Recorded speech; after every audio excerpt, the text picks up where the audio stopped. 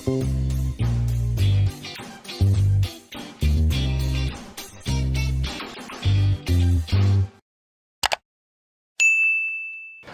நான் தான் chef Deena. Welcome back to chef Deena's kitchen. இன்றைக்கி நம்ம கிச்சனில் இன்ட்ரெஸ்டிங்கான தீபாவளி ஸ்வீட் பார்க்க போகிறோம். அந்த ஸ்வீட் என்ன கேட்டிங்கன்னா பால்கோவா, அதுக்கப்புறம் மோத்திச்சூர் லட்டு எப்படி பண்ணுறது பார்க்க போகிறோம். இப்போ இந்த பால்கோவாவுக்கு தேவையான பொருட்கள் பார்த்தலாமா? பால்கோவாவுக்கு தேவையான பொருட்கள்: ஃபுல் ஃபேட் மில்க் 2 லிட்டர், சர்க்கரை 150 கிராம், படிகாரம் சிறிதளவு, ஏலக்காய் பவுடர் 1/4 டீஸ்பூன், நெய் 2 டேபிள் ஸ்பூன், நட்ஸ் ஃபார் கார்னிஷ்க்கு தேவையான அளவு. இதாங்க இந்த ப்ரிப்பரேஷன் தேவையான பொருட்கள். இந்த பால்கோவா பண்ணுறதுக்கு ஃபஸ்ட்டு நீங்கள் செக் பண்ண வேண்டியது நல்ல அகலமான ஒரு கடாய், திக்காக இருக்கணும். ஏன் கேட்டிங்கன்னா இந்த பால் குக் பண்ணுறதுக்கு திக்கான கடாய் இருந்தால் தான் அடி பிடிக்காமல் கரெக்டாக வரும். அது மட்டும் இல்லை, கருப்பு கடாய் யூஸ் பண்ணாமல் இந்த மாதிரி ஸ்டீல் கடாய் யூஸ் பண்ணால் மச் பெட்டராக இருக்கும். அப்படி இல்லைன்னா நீங்கள் நான்ஸ்டிக் கடாய் வீட்டில் இருந்தால் யூஸ் பண்ணிக்கலாம். இதுக்கு பிறகு பால் நீங்கள் யூஸ் பண்ணும்போது நல்ல திக்கான பால் யூஸ் பண்ணுங்கள். எந்த அளவுக்கு கொழுப்பு இருக்கோ அந்த அளவுக்கு கொழுப்புள்ள பால் யூஸ் பண்ணும்போது அந்த ஈல்டு நல்லா வரும். அந்த பால்கோவுக்கு தேவையான குவான்டிட்டி. இப்போ நம்ம பால் ஊற்றி நல்லா கொதிக்க விட்டுருக்கோம். ரொம்ப சிம்பிள் தான், நம்ம வீட்டில் இருக்க பொருள் வச்சும் பண்ணுறோம். ஆனால் வீடியோ பார்க்குறதுக்கு 5 நிமிஷத்துலேயே முடிகிற மாதிரி இருக்கும். ஆனால் அந்த ப்ரிப்பரேஷன் முடிகிறதுக்கு குறைஞ்சபட்சம் ஒரு 30 to 45 நிமிஷம் டைம் எடுக்கும். இந்த பாலை எந்த அளவுக்கு கொதிக்க விடுறோமோ அந்த அளவுக்கு உங்களுக்கு நல்ல ஒரு சூப்பரான டெக்ஸ்சர் கொடுக்கும். இந்த பால்கோவா நான் கடையில் போய் வாங்கிக்கலாமே அப்படின்னு சொல்லிட்டு நினைப்பீங்க. ஆனால் கடையில் வாங்குகிற பால்கோவாவில் கண்டிப்பாக மைதா யூஸ் பண்ணியிருப்பாங்க. நம்ம வீட்டில் பண்ணும்போது வெறும் பால்லேயே குக் பண்ண அந்த பால்கோவை சாப்பிட்டா உங்களுக்கு ஒரு டேஸ்ட்டு சூப்பராக இருக்கும். அதுக்காக தான் நம்ம வீட்டிலேயே பண்ணுறது எப்படி சொல்லித்தரேன். இப்போது இந்த பால் நல்லா கொதிக்க அந்த சைடு உள்ள ஆர்டருக்கு பார்த்தீங்களா, அது எல்லாத்தையும் வந்து நல்லா ஸ்க்ரப் பண்ணுங்கள்.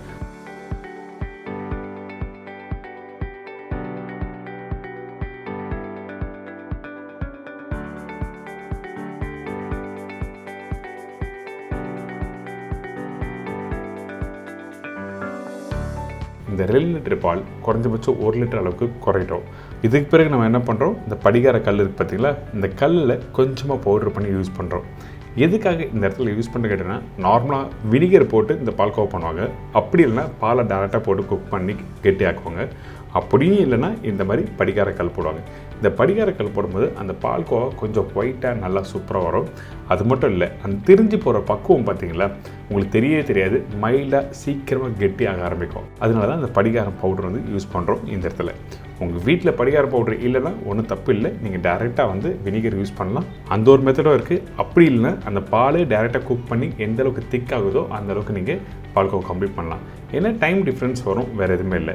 இந்த படிகாரம் வச்சு நீங்கள் யூஸ் பண்ணி பாருங்கள், கண்டிப்பாக எல்லாருக்கும் பிடிக்கும். அந்த ஒரு மலாய் வந்து சீக்கிரமாக ரெடி ஆகும், அதே டைமில் அந்த கலர் நல்லா கொடுக்கும்.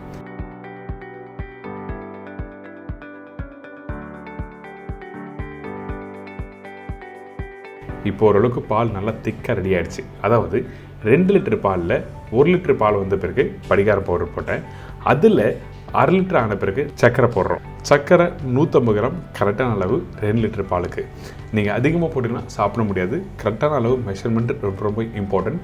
இந்த மாதிரி பால் பேஸ் பண்ணி பண்ணுற ப்ரிப்பரேஷன் எல்லாத்துக்கும். இப்போ இந்த சர்க்கரை போட்ட பிறகு நல்லா மிக்ஸ் பண்ணுங்கள். மிக்ஸ் பண்ணும்போது கொஞ்சம் லைட்டாக லூஸ் ஆகும். இதுக்கு பிறகு தான் அடி பிடிக்க ஆரம்பிக்கும். அதனால் உங்களோட அடுப்போட ஃப்ளேம் வந்து கொஞ்சம் கம்மி பண்ணிவிட்டு அதுக்கப்புறம் நல்லா மிக்ஸ் பண்ணுங்கள். இன்னும் நல்லா கெட்டியாகும். கெட்டியாக ஒரு ஸ்டேஜில் ரொம்ப கேர்ஃபுல்லாக இருக்கணும். கொஞ்சம் விட்டால் கூட அந்த பால் அடிப்பிடிச்சா கண்டிப்பாக என்னன்னா அந்த டேஸ்ட் மாறும், அந்த ஃப்ளேவர் எல்லாமே போயிடும்.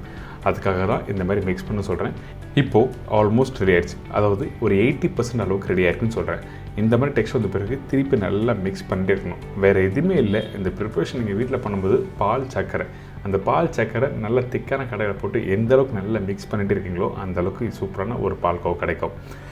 கொஞ்சம் டைம் எடுக்கும், ஆனால் சுத்தமான பொருளை வச்சு குக் பண்ணுன்னு சொல்லிட்டு எல்லாருக்கும் திருப்தியாக இருக்கும். அதனால தான் இந்த பால்கோவை கொஞ்சம் வீட்டில் டைம் எடுத்து தீபாவளிக்கு ஈஸியான ஸ்டைலாக பண்ண முடியும். யாருக்குமே சமைக்க தெரியாது சொல்ல முடியாது. எல்லோரும் அந்த பக்குவத்தை புரிஞ்சுட்டு நீங்கள் வீட்டில் பண்ணால் சூப்பராக இருக்கும். இப்போ இந்த பால்கோவா ஆல்மோஸ்ட் ரெடி ஆகிடுச்சா? இந்த மாதிரி கரண்டிலேருந்து எடுத்து நீங்கள் விடும்போது கெட்டியாகும். ஆனால் லூஸாக இருக்க மாதிரி தான் இருக்கும். ஆனால் சூடு ஆறின பிறகு அப்படியே கெட்டியாக ஆரம்பிச்சிடும்.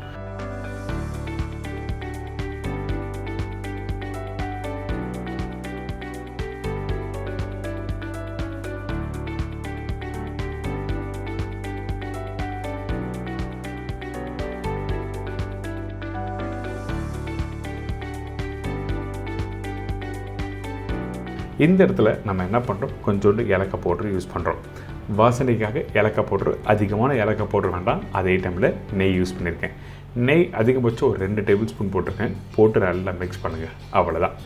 இப்போ இந்த பால்கோவா எப்படி பண்ணுறது தெரிஞ்சிச்சுல, கண்டிப்பாக ட்ரை பண்ணி பாருங்கள். அல்டிமேட்டான ஸ்டைலில் இந்த பால்கோவா எப்படி பண்ணுறது எல்லாருக்கும் பிடிச்சிருக்கும்.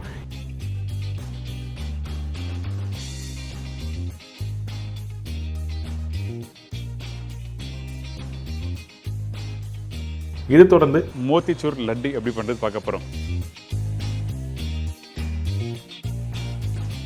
இந்த ரெசிபிக்கு தேவையான பொருட்கள்: கடலை மாவு 250 கிராம், சர்க்கரை 1/2 கிலோ, ஏலக்காய் பவுடர் 1/4 டீஸ்பூன், நெய் 3-4 டேபிள் ஸ்பூன், ஆயில் ஃப்ரை பண்ணுறதுக்கு தேவையான அளவு.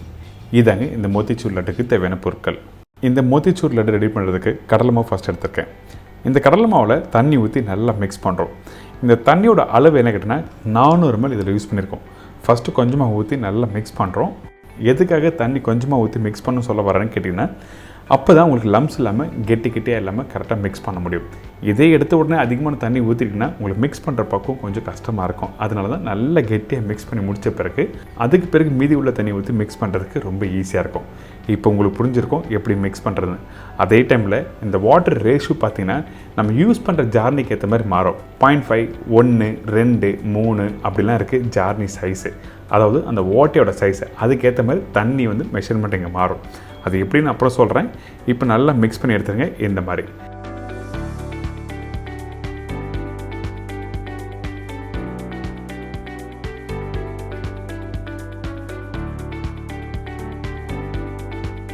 இதுக்கு பிறகு எண்ணெய் கடாய் வந்து எண்ணெய் கரெக்டான சூடில் இருந்தால் தான் பூந்தி கரெக்டாக வரும்.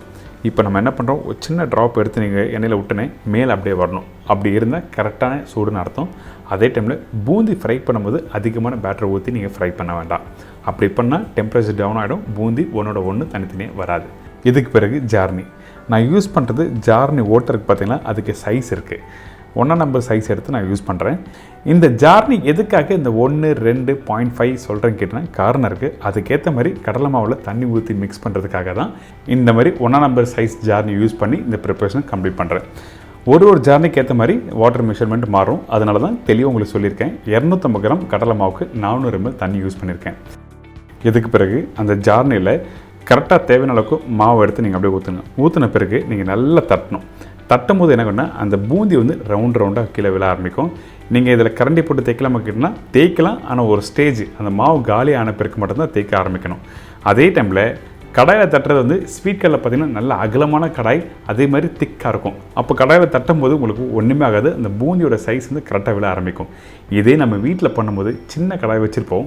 அந்த எண்ணெய் கடாயில் தட்டும் போது எண்ணெய் ஊற்றிடும். அதனால் நம்ம என்ன பண்ணுறோன்னா சைடில் ஒரு சின்ன பாக்ஸ் மாதிரி வச்சுருக்கேன். அந்த பாக்ஸில் தட்டும் போது என்ன அவங்ககிட்டனா அந்த பூந்தி கரெக்டாக கீழே இறங்க ஆரம்பிக்கும். அதனால தான் இந்த மாதிரி ஒரு பாக்ஸோ இல்லை வீட்டில் ஸ்டீல் டப்பா எதுனா இருந்ததுன்னா அந்த டப்பா மேலே வச்சு தட்டும் போது கரெக்டாக அந்த பேட்டர் வந்து இறங்க ஆரம்பிக்கும். அதுக்கப்புறம் பூந்தி ஃப்ரை பண்ணி எடுத்திங்கன்னா உங்களுக்கு சூப்பராக கிடைக்கும்.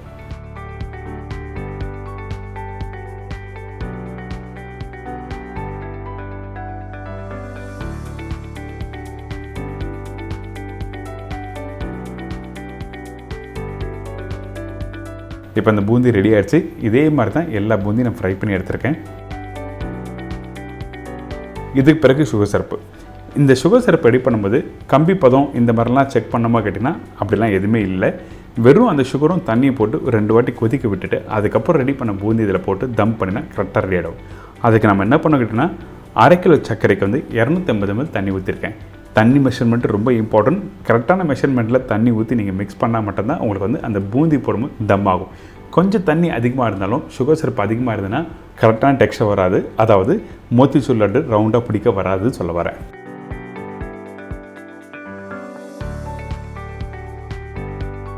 இப்போ பார்த்தீங்களா இந்த சுகர் சிரப்பு நல்லா மிக்ஸ் ஆகிருக்கு. இந்த மாதிரி தின்னாக இருக்கணும். நல்ல கொதி வந்த பிறகு அதுக்கு பிறகு நம்ம என்ன பண்ணுறோம், இதில் ஆரஞ்சு ரெட் கலர் யூஸ் பண்ணுறோம். ஃபுட்டில் யூஸ் பண்ணுற கலர் மட்டும் தான் யூஸ் பண்ணியிருக்கேன். நீங்கள் நார்மலாக யூஸ் பண்ணுற கலர் வேண்டாம். எனக்கு கலரே வேண்டாம்னு நினச்சிங்கன்னா அந்த டைமில் இந்த மாதிரி கலரை வந்து அவாய்ட் பண்ணிவிட்டு நீங்கள் அடுத்த ஸ்டேஜ் போயிடலாம். இதுக்கு பிறகு நெய் போட்டிருக்கேன். நெய் 2 டேபிள் ஸ்பூன் இந்த இடத்துல போட்டிருக்கேன். மீதி நெய்யை கடைசியாக யூஸ் பண்ணியிருக்கேன்.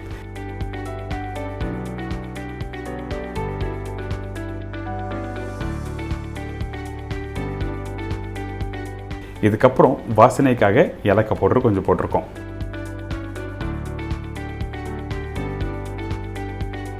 இதெல்லாம் போட்ட பிறகு நல்லா கொதிக்க விடுங்க. ஒரு கொதி வந்த பிறகு நம்ம என்ன பண்ணுறோன்னா ஏற்கனவே ரெடி பண்ணி வச்சுருக்க அந்த பூந்தியை இதில் போட்டு மிக்ஸ் பண்ணுறோம்.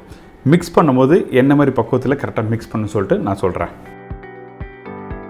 அந்த சுகர் சிரப்பில் எல்லாமே நல்லா மிக்ஸ் ஆகிருக்கு.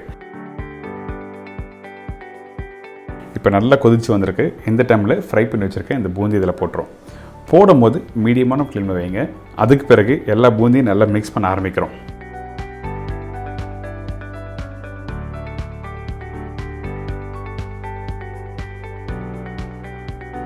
அந்த சுகர் சிரப்பும் அந்த பூந்தியும் எல்லா பகுதியும் நல்லா மிக்ஸ் ஆகிருக்கணும். ஒரு இடத்துல வந்து சுகர் சிரப் அதிகமாக இருந்தாலும் பூந்தி கரெக்டாக மிக்ஸ் பண்ணாமல் இருந்ததுன்னா கண்டிப்பாக நல்லா இருக்காது. அதனால் நல்லா மிக்ஸ் பண்ணுங்கள்.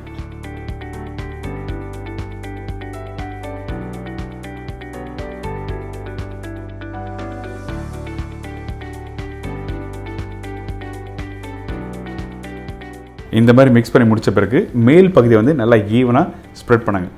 பண்ணி முடித்த பிறகு இப்போ சுகர் சிரப்பை அப்படியே மேலே குதித்து மேலே வரும். இந்த இடத்துல வந்து நம்ம என்ன பண்ணுறோன்னா 2 நிமிஷம் கரெக்டாக அப்படியே விட்டுருங்க. விட்ட பிறகு திருப்பி நல்லா மிக்ஸ் பண்ணுறோம்.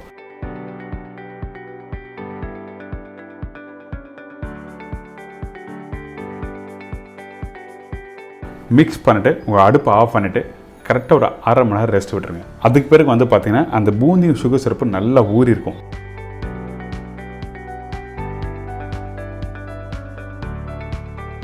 பார்த்தீங்களா, அந்த சுகர் சிரப்பு நல்லா ஊறி இருக்குல்ல.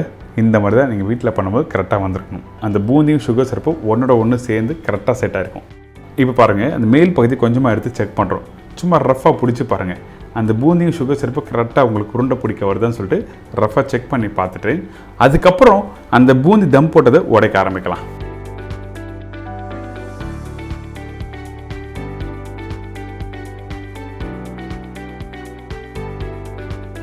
எப்படி வீட்டில் ரைஸ் தம் போடுவீங்களோ அதே மாதிரி தான் இந்த மெத்தடு. கரெக்டான அளவு வாட்டர் இருந்தால் மட்டும் தான் உங்களுக்கு பண்ண முடியும். இதுக்கு பிறகு நெய் போட்டிருக்கேன். இந்த இடத்துல எதுக்காக நெய் யூஸ் பண்ண கேட்டேன்னா, அது ஒரு மாய்ஸ்டர், அந்த ஈரப்பதம் இருந்தால் தான் உங்களுக்கு லட்டு பிடிக்கும் போது ஈஸியாக இருக்கும். அதே டைமில் ரொம்ப சூடாக இருந்ததுன்னா லட்டு பிடிக்க முடியாது. அதனால் கொஞ்சம் சூடு ஆறின பிறகு ரவுண்டாக பிடிச்சி எடுத்திங்கன்னா மோத்திச்சூர் லட்டு ரெடி.